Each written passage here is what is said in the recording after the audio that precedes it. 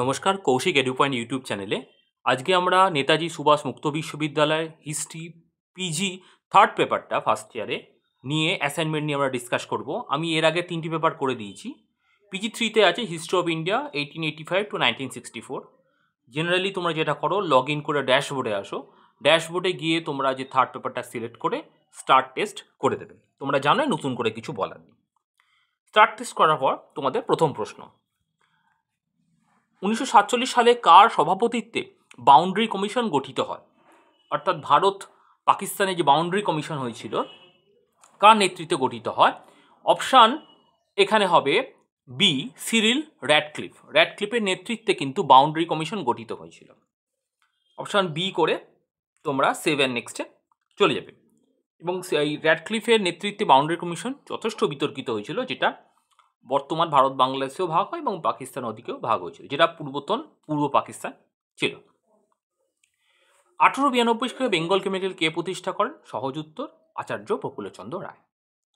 পাকিস্তান ধারণাটি প্রথম কে করেন?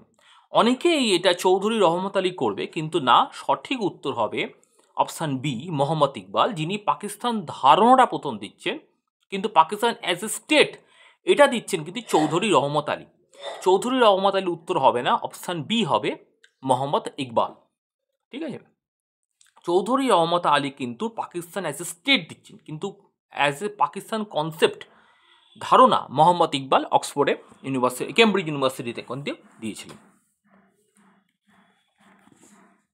নেক্সট, কোন ভারতীয় থিঙ্কার কেমব্রিজ স্কুল অফ থটকে একটা বিরোধিতা করেছিলেন?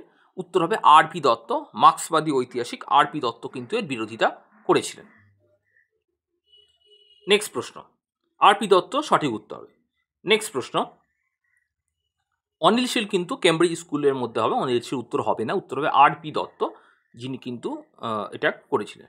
নেক্সট, কোন বছর ভারতের পঞ্চবার্ষিকী পরিকল্পনায় মিশ্র অর্থনীতি বা মিক্সড ইকোনমি চালু হয়? মিক্সড ইকোনমি মানে হচ্ছে এগ্রিকালচার এবং ইন্ডাস্ট্রি দুটোকেই সমভাবে ব্যালেন্স করা। ঠিক আছে, এইটা হয়েছিল আমাদের ভারতীয় পঞ্চবার্ষিকী পরিকল্পনাতে, যেটা জওহরলাল নেহরু আরম্ভ করেছিলেন। তো ভারতীয় পঞ্চবার্ষিকী পরিকল্পনার মধ্যে কিন্তু আমরা দেখতে পাই যে এটা দ্বিতীয় পঞ্চবার্ষিকী পরিকল্পনা কিন্তু এটা সূত্রপাত ঘটে। সেকেন্ড 5 ইয়ার্স প্ল্যানে কিন্তু এটা দেখতে পাওয়া যায়। 7 নেক্সট করে আমরা 6 নম্বর প্রশ্নের দিকে এগিয়ে যাব। নিম্নবর্গের ইতিহাস সম্পর্কে আনাদার রিজিং 1999 বইটি কে লিখেছিলেন? সাবঅল্টার্ন হিস্ট্রিতে তোমরা জানো রণজি গগৈ একজন বিখ্যাত, কিন্তু সঠিক উত্তর এখানে হবে অপশান এ, জ্ঞান প্রকাশ। জ্ঞান প্রকাশ কিন্তু সঠিক উত্তর হবে। 7 নেক্সট, হু রোট বা towards the independence and autobiography? এটাও কিন্তু একটা বিতর্কিত প্রশ্ন। এইটা কিন্তু এই নামে কিন্তু জওহরলাল নেহেরুর কোনো বই নেই। অটোবায়োগ্রাফি নামক একটি বই আছে, কিন্তু টুয়ার্ডস দ্য ইন্ডিপেন্ডেন্স এই মানে হেডলাইনে কিন্তু কোনো জওহরলাল নেহেরু বই নেই। প্রশ্নটাই ভুল আছে, কিন্তু অপশানগুলো ভালো করে পড়লে বোঝা যায় এখানে জওহরলাল নেহেরু উত্তর হবে, কারণ রাসবিহারী বসু, রামমোহন লোহিয়া বা জেপি নারায়ণ এদের কোনো কিন্তু অটোবায়োগ্রাফি নেই। সুতরাং অপশান এটাই আপাতত আমরা রাখছি, জওহরলাল নেহেরু এটাই উত্তর হবে, কিন্তু কোশ্চেনের হেডলাইনটা কিন্তু বেশ ভুল আছে। এটা করে আমরা অপশান এ করে 7 নেক্সটে চলে যাব। 7 নম্বর প্রশ্ন কমপ্লিট হলো আমাদের। এবার আমরা চলে যাব 8 নম্বর প্রশ্নে। 8 নম্বর প্রশ্নে আছে, 8 নম্বর প্রশ্নে 7 নেক্সট 8 নম্বর প্রশ্ন আছে, কখন যুগোস্লাভিয়ায় বেলগ্রেডের প্রথম জোট নিরপেক্ষ বা নন অ্যালায়েড মুভমেন্টের কনফারেন্স হয়েছিল? প্রথম কনফারেন্স কিন্তু অফিসিয়াল কনফারেন্স কিন্তু হচ্ছে বেলগ্রেডে, যুগোস্লাভিয়ায়, যেটা কিন্তু জওহরলাল নেহরু আমাদের নেতৃত্ব দিচ্ছেন। এখানে অপশান হবে অপশান সি, 1 সেপ্টেম্বর 1961।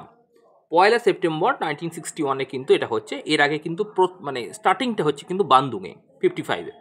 61 হচ্ছে অফিসিয়াল জোট নিরপেক্ষ আন্দোলনের কনফারেন্স হয়েছিল। নেক্সট, কবে খিলাফত আন্দোলন শুরু হয়? খুব সহজ, 1920 খ্রিস্টাব্দে, অপশান সি। 1920 খ্রিস্টাব্দে কিন্তু খিলাফত মুভমেন্ট আরম্ভ হচ্ছে। কেশরী পত্রিকার সম্পাদককে? Editor of Keshari? খুব সহজ, বাল গঙ্গাধর তিলক, যেটা মারাঠি ভাষায় কিন্তু হয়েছিল। বাল গঙ্গাধর তিলক, কিশোরী এবং মারাঠি দুটো ম্যাগাজিন ছিল, মারাঠিটা ইংলিশে আর কিশোরীটা মারাঠি ভাষায়। কোন মডেলের উপর ভিত্তি করে সর্বপ্রথম পঞ্চবার্ষিকী পরিকল্পনা হয়েছিল? উত্তর হচ্ছে option A, first 5 years plan. হ্যাঁ, উত্তর হয় option A. Option A হ্যারড Domar model. Option A হ্যারড Domar মডেলের ওপর কিন্তু ভিত্তি করে ফার্স্ট 5 ইয়ার্স প্ল্যান হয়েছিল। সেকেন্ডের নাম ছিল মহালনবিস প্ল্যান। অপশান এ কিন্তু সঠিক উত্তর হবে। নেক্সট, আল হিলাল নিউজ পেপারটা কে প্রকাশনা করে? আল হিলাল নিউজ পেপার প্রকাশনা করেন মৌলানা আবুল কালাম আজাদ। তিনি কলকাতা থেকে হিন্দু মুসলিম ঐক্যের জন্য এটা করেছিলেন। মৌলানা আবুল কালাম আজাদ সঠিক উত্তর হবে। নেক্সট, ভারতীয় সংবিধানে কতগুলি আর্টিকেল আছে? এটা কিন্তু অনেকেই 445 বা আছে, কিন্তু আমাদের সিলেবাস অনুযায়ী কিন্তু এগোতে হবে। সিলেবাসে কিন্তু তোমাদের 395 কিন্তু হবে। ভারতের সংবিধান যখন তৈরি হয় তখন কিন্তু 395 আর্টিকেলই ছিল। বইয়ে বা সিলেবাসে এটাই আছে। অপশান বি এটা করতে হবে। কোনো রকম 400, এখন তো আরও বেশি আছে, অনেক 450-র ওপর আছে, কিন্তু 395 যেখানে অপশান আমার দেওয়া আছে এবং সিলেবাসে এটা আছে, অপশান বি কিন্তু সঠিক উত্তর হবে। 395 বা 395টি কিন্তু আর্টিকেল আছে এবং এটিই হবে।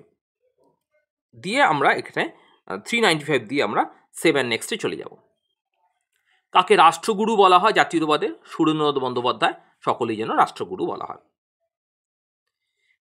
ভারতে প্রথম পঞ্চবার্ষিক পরিকল্পনা কবে শুরু হয়? খুব সহজ, 1951 খ্রিস্টাব্দে। অপশান বি, 1951 খ্রিস্টাব্দে কিন্তু ভারতবর্ষের প্রথম পঞ্চবার্ষিকীর পরিকল্পনা হয়েছিল। Origin of nationalities of south Asia গ্রন্থটি কে রচনা করে? Origin of nationalities of south Asia ওটা হচ্ছে C.A. বেইলি। C.A. বেইলি কিন্তু গবেষণা করেন অরিজিন অফ ন্যাশনালিটিস। এইটাও কিন্তু ভুল আছে কোশ্চেন, ন্যাশনালিটিস স্পেলিংটা কিন্তু এটা ছিল না, ন্যাশনালিটি ছিল। যাক, সাউথ এশিয়া, এটা কিন্তু অপশান এ হবে উত্তরটা। অপশান এ হবে C.A.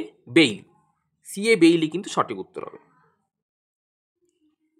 নেক্সট, 1979 সালে স্বদেশী মুভমেন্ট ইন বেঙ্গল 1903 থেকে 1908 বইটি কে লেখেন? সুমিত সরকার। উত্তরটা হবে সুমিত সরকার কিন্তু স্বদেশী মুভমেন্ট ইন বেঙ্গল গ্রন্থটি লিখছেন। 7 নেক্সট, 18 নম্বর প্রশ্নের দিকে এগিয়ে যাব।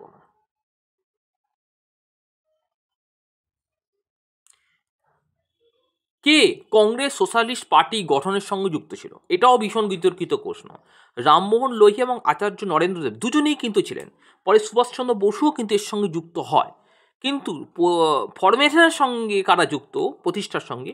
রামমোহন লোহিয়া এবং নরেন্দ্রদেব দুটোই হওয়া উচিত, B.A.C, কিন্তু যেহেতু আচার্য নরেন্দ্রদেবই সব থেকে প্রমিনেন্ট ফিগার, তাই আমরা অপশান সিটাই রাখছি, আচার্য নরেন্দ্রদেব। অপশান সি, আচার্য নরেন্দ্রদেব কিন্তু কংগ্রেস সোশ্যালিস্ট পার্টি বা CSP প্রতিষ্ঠার সঙ্গে যুক্ত ছিলেন, যদিও রামমোহন লোহিয়াও ছিলেন, কিন্তু অপশান সিটা যিনি প্রমিনেন্ট সেটাই কিন্তু আমরা করব, আচার্য নরেন্দ্রদেব। অপশান সিটা করাই অনেক সেফ অপশান হবে। এবার অ্যান্সার নেতাজি ওপেন ইউনিভার্সিটি কী নেবে সেটা আমরা কেউই জানি না, হয়তো দুটোও নিতে পারে বা একটাও নিতে পারে। 7 নেক্সট, 1938 সালে কে ন্যাশনাল হেরাল্ড পত্রিকাটি প্রকাশ করেন? খুব সহজ, জওহরলাল নেহেরু। জওহরলাল নেহেরু কিন্তু এই ন্যাশনাল হেরাল্ড পত্রিকাটি সম্পাদনা করেছিলেন। অপশান এ কিন্তু সঠিক উত্তর হবে। 20, লাস্ট প্রশ্ন আমাদের।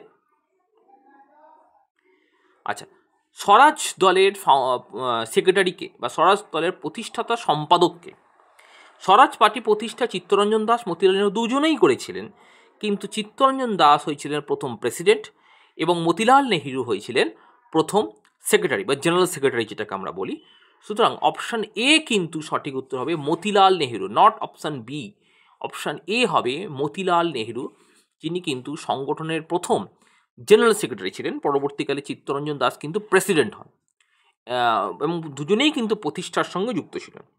তাই অপশান এ মতিলাল নেহেরু কিন্তু এখানে সঠিক উত্তর হবে। 7 নেক্সট করে তোমরা এগিয়ে যাবে এবং এইটা হওয়ার সঙ্গে সঙ্গে তোমাদের অ্যাসাইনমেন্ট কমপ্লিট হবে। অ্যাসাইনমেন্ট কমপ্লিট হওয়ার পর তোমরা একটা অ্যাকনোলেজমেন্ট স্লিপের সেকশন যাবে, সেখানে অ্যাকনোলেজমেন্ট চালানটা ডাউনলোড করে রাখবে। ধন্যবাদ।